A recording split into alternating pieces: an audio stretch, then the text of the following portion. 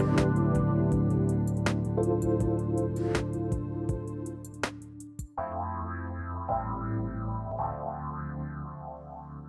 everybody. I'm Trish Laub, and welcome to A Cup of Comfort. I hope you have a cup of your favorite drink in your hand today. I'm here to talk about CareHero topics that nobody wants to talk about.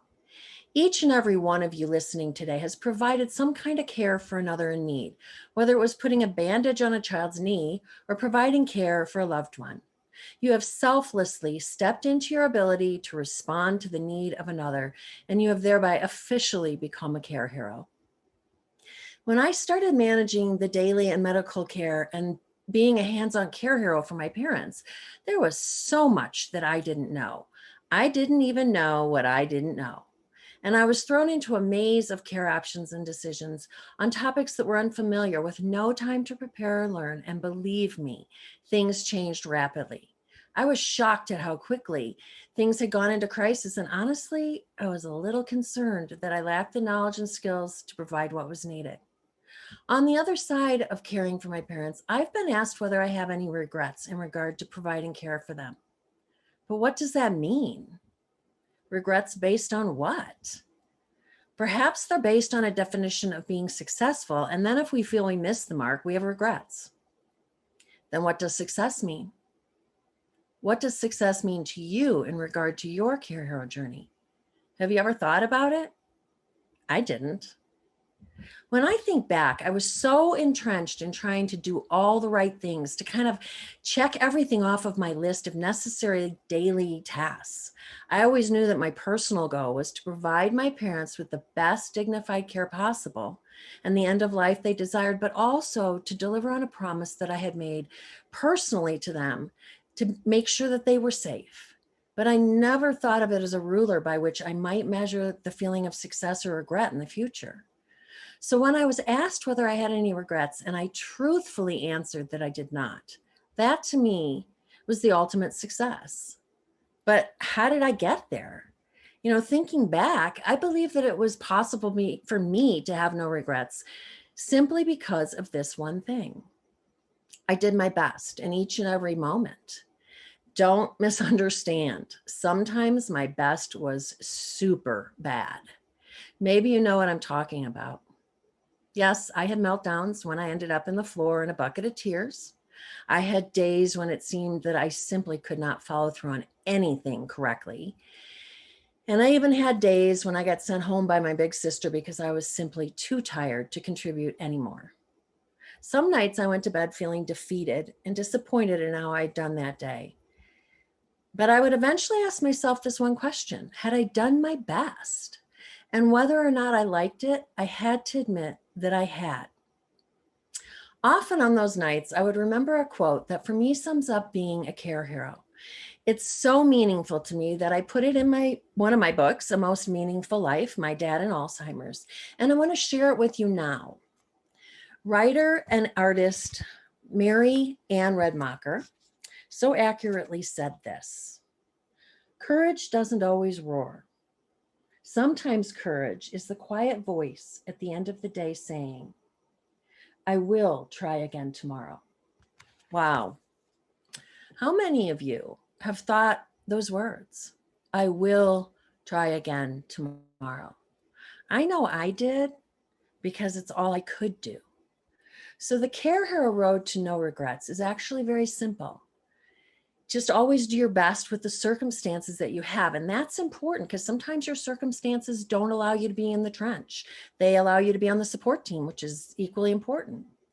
So just do the best that you can with the circumstances that you have, no matter how good or bad it feels, and have the courage, and yes, it takes courage, to try again the next day. So I've said that the road to no regrets is pretty simple, and that it's to do your best. But there are things that made that possible for me.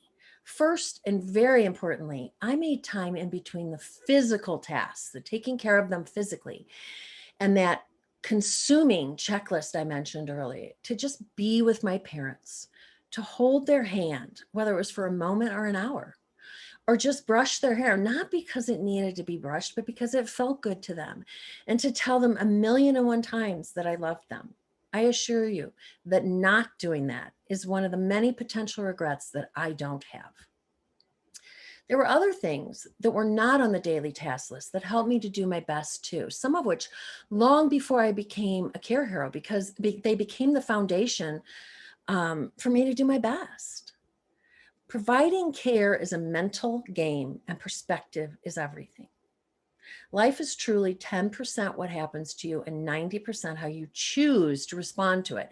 I emphasize that word choose or choice um, because it's had a powerful effect on everything in my life. Because if I can allow myself to react, or I can choose to respond, let me say that again. I can allow myself to react, or I can choose to respond.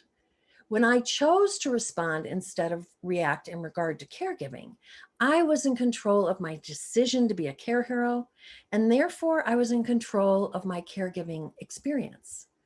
I realized that what I perceived, as so many of us do, as just my responsibility to provide care was really my choice. It wasn't something that had been forced upon me. It was my choice to respond to my ability to provide care for another. I'm going to say that again. It was my choice to respond to my ability to provide care for another.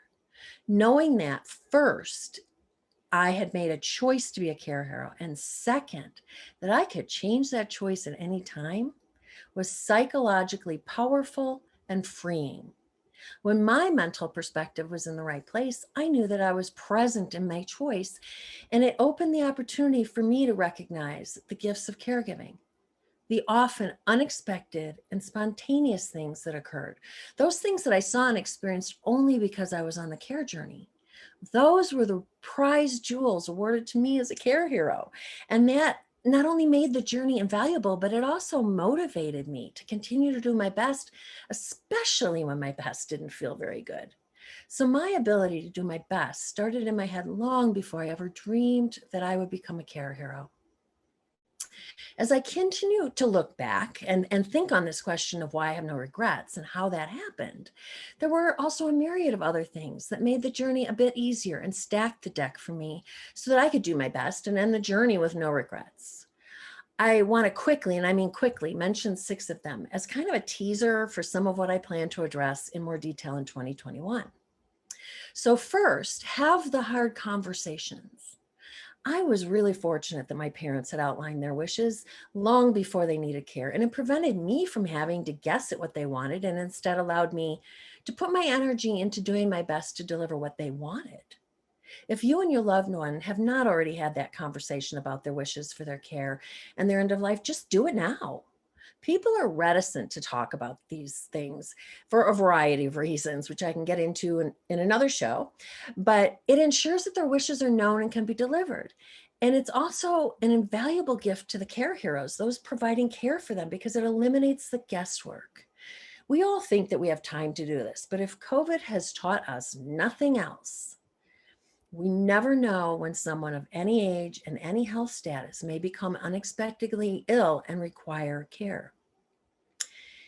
And we must outline our own wishes for others who may provide care for us one day, and that may be unexpectedly. So, second, know your philosophy goal and the strategy to reach that goal. You may have a care plan, but do you have a strategy for providing that care? Without a strategy, a goal is just a wish. Have you thought about what your care philosophy is? How about your real goal? Are you more focused on longevity or quality of life? Don't worry if you don't know. It's never too late to figure that out. Having a well-defined philosophy, goal, and strategy allowed everyone involved with the care of my parents to have a clear understanding of my parents' wishes, an understanding of how they could individually contribute, and a plan to deliver on the responsibilities that they had assumed. Told you I was going to do this quickly. Number 3, create a system for managing information and a standard for documentation. If you're like me, before you know it, you will be in what I call the blur. That's the thing that happens when you walk out of the doctor's appointment thinking that you understood everything that they said and that you would remember it, and realize then that it only took 5 minutes for you to realize that you remember nothing. I was in information overload and quickly learned that I had to document everything. And I mean everything, every detail of every conversation, every meeting, every appointment, everything. And because of the volume of information involved with providing care, I needed a system to organize it all. Having the information organized and available helped me to make the best decisions that I could. So number 4, understand the players and how to build your care team. I had to learn who the players on the care team could be and what they could do for me. Last week, my guest on the show was a board certified patient advocate. When I was an active CareHero, I had to be the patient advocate for my parents. And I didn't know that there were professionals who could have assumed that responsibility from me and freed up some of my time to do what I did better. So it's really important to know who the players can be, what they can do, and let them do what they're good at so you can do what you're good at. Utilize the resources that are available to help you. So during my journey, I utilized several services that allowed me to continue to do my best in other areas while those providing those services did what they do best. One of my upcoming guests is going to provide detail about 3 invaluable but extremely misunderstood services: palliative services, hospice care, and death with dignity. It's not that you have to use these services, but it is important to understand what services are available and when and why you might want to use them. And number 6, finally, take each day as it comes and know that each day will be different. The famous philosopher Ralph Waldo Emerson said it best when he said, "Finish each day and be done with it. You have done what you could. Some blunders and absurdities no doubt crept in. Forget them as soon as you can. Tomorrow is a new day. You should begin it serenely and with too high a spirit to be encumbered with your old nonsense." I love this quote because it once again speaks to the importance of where we are in our heads. It says, finish each day and be done with it. That's the really powerful part. It means to do your best and don't hang on to what happened, for it's of no more use. And then he says, tomorrow's a new day. In other words, try again tomorrow. Again, I know that I covered all these points quickly as they are listed in, and because of that, I listed them in the downloadable PDF on my website. And as I said, I hope to do a show on each of those topics individually in 2021. So about 40 years ago, a friend shared a philosophy with me that has stayed with me and served me well ever since. She said to me that all that we can ever do is to make the best decisions we can with the information we have at the time. And that when we have better information, we can change our decision. If we want to, that is. Somehow that freed me from the worry of making the wrong decisions and choices, knowing that I could modify with to a better decision or a choice when I had better information. For me, the poet and activist Maya Angelou expanded that concept into action when she said, do the best that you can until you know better. Then when you know better, do better. Doesn't that sound really, really simple? That's an awesome quote. As I've said, having no regrets means that I delivered the very best, dignified, and compassionate care possible for my parents and the end of life that they desired, and that I also fulfilled my promise to keep them safe. In the end, it meant focusing on what was best for them, even when it meant having to let them go. I have no regrets because I know that I did my very best with the circumstances I had. Now, I've been talking about what it takes to have no CareHero regrets. And I'd like to share a tip with you about something that helped me on my journey. When we come back, I'll be talking about why the topic of having no CareHero regrets is particularly relevant right now. Hi, I'm Trish Laub from A Cup of Comfort, where we talk about CareHero topics that nobody wants to talk about. Here's your CareHero tip of the day. During all CareHero journeys, the need to keep track of a lot of information arises, some of it critical. Possibly the greatest challenge CareHeroes face is the gathering and organizing of information. Just as every trade has a power tool, whether an electric drill or a laptop, my family's CareHero power tool was the 3-ring binder. We generated a mini library of labeled 3-ring binders, one for each category of information, complemented with additional spiral notebooks used to detail medical appointments and episodes. This unfussy and convenient system of binders helped my family stay organized and able to deliver the dignified care and end of life my parents desired. Tune into my show to learn more. See you on the second and fourth Tuesday of the month at 12 Pacific here on Transformation Talk Radio. Feel free to reach out to me at info@trishlaub.com. You're listening to A Cup of Comfort. Just a reminder that all of the information about this show will be on the CareHero radio page of my website at Trish Laub, that's Trish, Laub, Laub as in boy.com, including a downloadable PDF with some of today's content. And you can find a list of some of the upcoming topics there as well. In the first part of the show, I talked about what it takes to have no CareHero regrets. I'll be dedicating an entire episode to several of those points because I covered them pretty quickly in 2021. If there are any topics that you want me to expand on, please visit trishlaub.com and send me a note. I'll be sure to put them on my list for next year. Now, I want to tell you why this topic, the topic of having no CareHero regrets, is so relevant right now. I usually don't do this, but I want to talk about COVID. And yes, all of this has to do with you, the CareHero. Think back on the year. Has it been a challenge, or did it feel like it was a fight? At times, has it felt like you were kind of fighting a war? COVID arrived unannounced, unknown, and virtually invisible. Back in March, as soon as stay-at-home orders were issued, I knew what lay ahead. I knew that we would not only lose those to COVID, but also those claimed by the three real killers of humanity: loneliness, helplessness, and hopelessness. That's loneliness, helplessness, and hopelessness.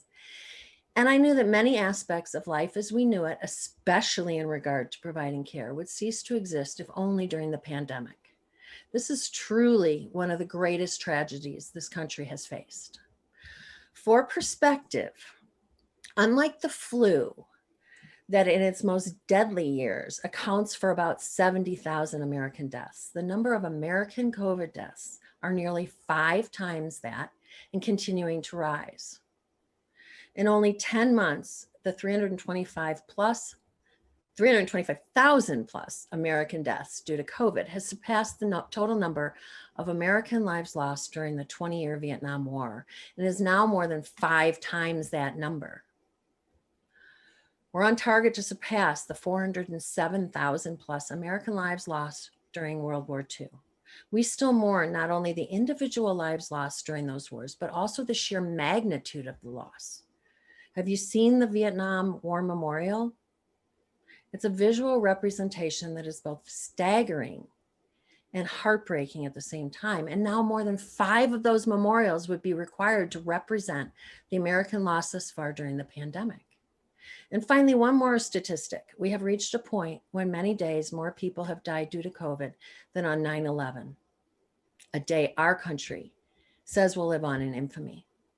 And as these numbers represent the casualties, the over 18 million Americans who have fallen ill with the virus, some now referred to as long haulers, far exceeds the 600,000 wounded in World War II. There is a point to these statistics, so just stay with me. I have not lived during a world war, but we have been invaded by an unknown enemy that indiscriminately waged war on an entire planet. And this time our soldiers, those willing to walk into the unknown and do what is necessary, are you, our care heroes. Sorry, I just got chills. What most of you don't know about me is that I am very, maybe extremely specific about the words I use.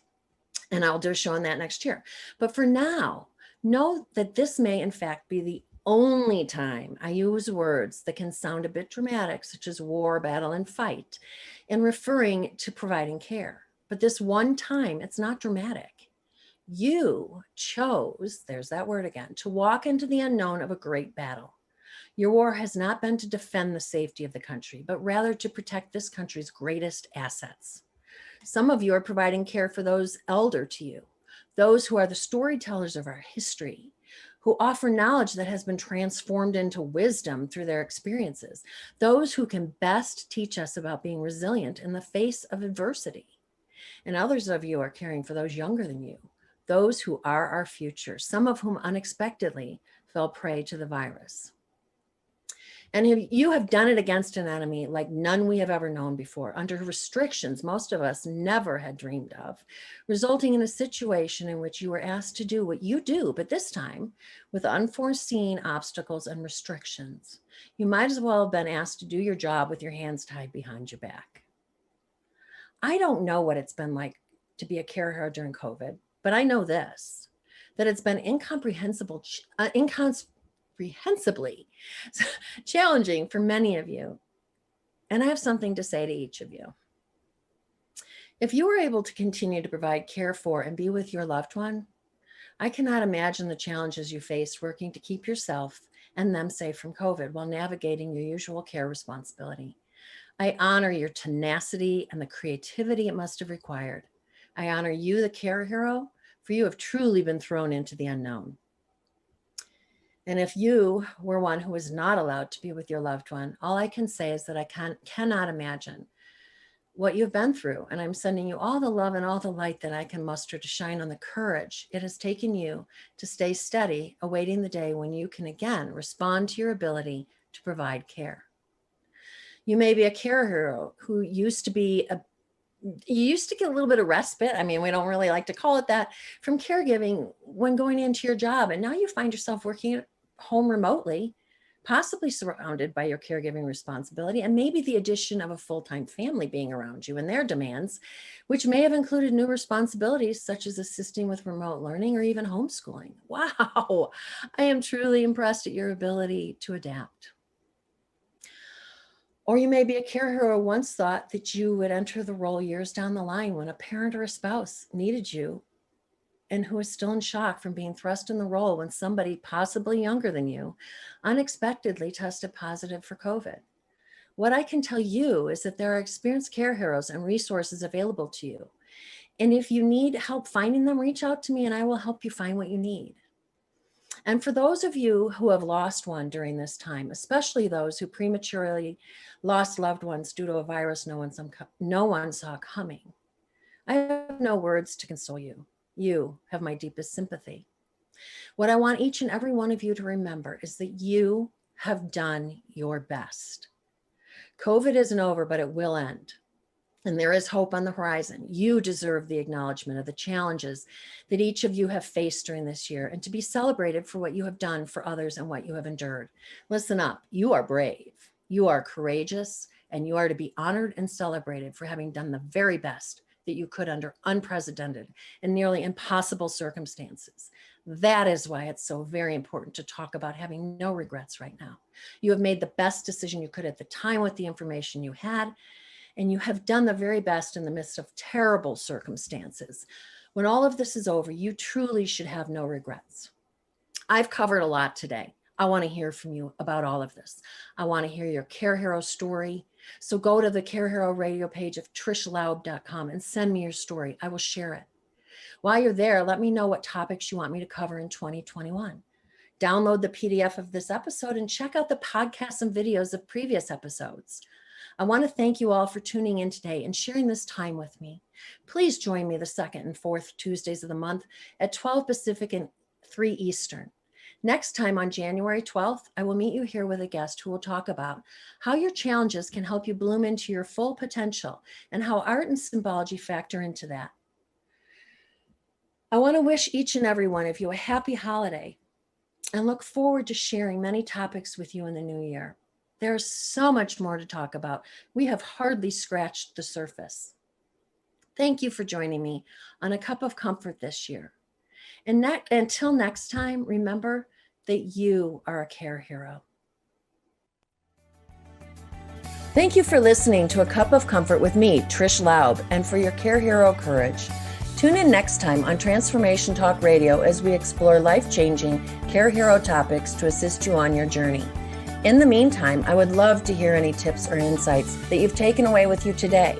So head on over to trishlaub.com. That's Trish Laub, L-A-U-B as in boy.com, and leave a comment, a question you would like answered, or a topic you'd like to hear about in the future. And while you're there, be sure to subscribe to my newsletter. So raise a cup and let's toast to all the amazing care heroes out there giving it their all. Until next time, remember that you are true heroes.